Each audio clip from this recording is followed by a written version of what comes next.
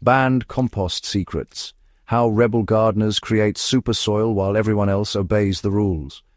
Across cities, suburbs, and even rural towns, composting is quietly being restricted, regulated, or outright banned. No open piles, no food scraps, no backyard systems.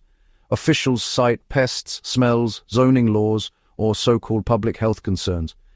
But beneath the surface, a different story is unfolding. While most gardeners follow the rules and watch their soils slowly decline, a growing underground movement of rebel gardeners is doing something, well, radical. They aren't composting the approved way at all. They're creating super soil using methods so effective and so hard to regulate that compost bans barely touch them. This isn't about breaking laws for the thrill of it. It's about survival. Because, honestly, soil doesn't care about ordinances, and plants don't thrive on paperwork. Why compost got banned in the first place? Traditional compost piles are messy, visible, and easy to police. A heap of food scraps and yard waste can attract rodents, smell bad if mismanaged, and spark complaints. So instead of educating people, many municipalities chose the simpler route: ban it. But the ban wasn't really about compost, it was about control. Centralized waste systems prefer predictability. Bagged fertilizer fits neatly into that system. Living soil does not. Compost bans quietly push gardeners towards store-bought inputs, stripped of biology and sold back at a premium. The irony? The methods now being banned are some of the oldest, safest and most effective soil-building techniques humans ever used. Enter the rebel gardeners. Rebel gardeners don't build steaming piles in the open. They don't turn heaps or haul bins to the curb. Instead, they work below the radar and below the soil surface. Their approach is quieter, cleaner, and, honestly, far more powerful. They understand one key truth modern gardening forgot: you don't need a compost pile to make compost. Nature has been composting without piles for millions of years.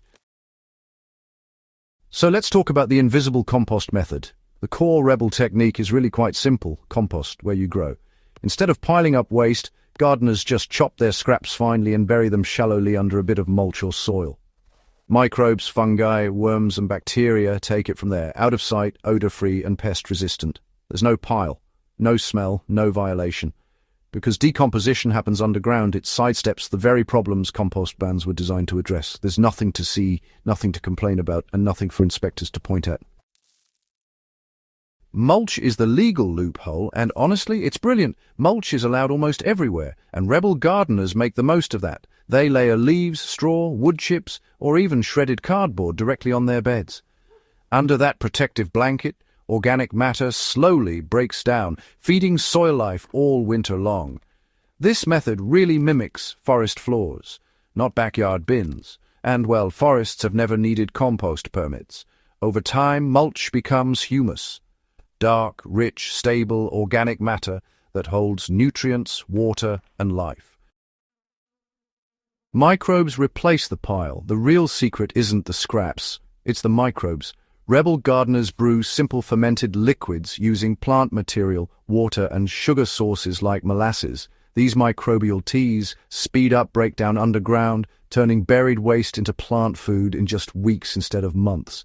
Because fermentation happens in sealed containers, it's odorless, pest-proof, compact, and honestly nearly impossible to regulate. To outsiders, it looks like nothing more than a jar of liquid, but to the soil, it's a biological explosion. So, why does this work even better in winter?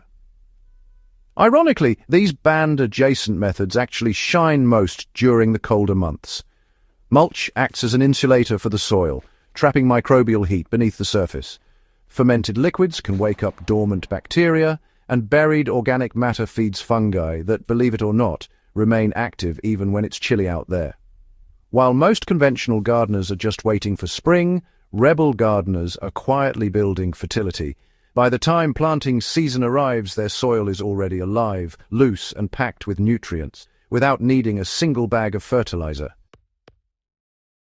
Now, if these methods are so effective, you might wonder, why aren't they taught more widely? Well, it's because they don't generate sales, don't require products, and honestly don't fit into regulatory frameworks.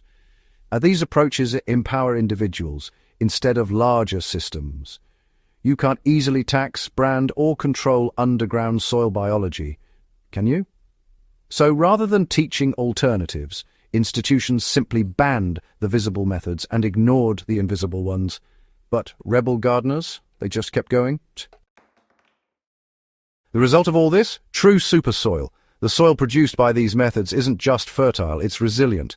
It holds on to water during drought, drains well during floods, feeds plants slowly and naturally, resists pests and disease, and here's the kicker, it actually improves every single year instead of degrading. This is what we call super soil, built quietly, legally, and quite often unknowingly within the boundaries of compost bans. The real rebellion isn't about breaking rules, it's about outgrowing them. When soil becomes self-feeding, gardeners stop depending on systems that have let them down. They stop buying fertility. They stop waiting for permission. Compost may be banned, sure, but biology isn't, and as long as microbes exist, soil will always find a way to heal, especially in the hands of those willing to garden a bit differently.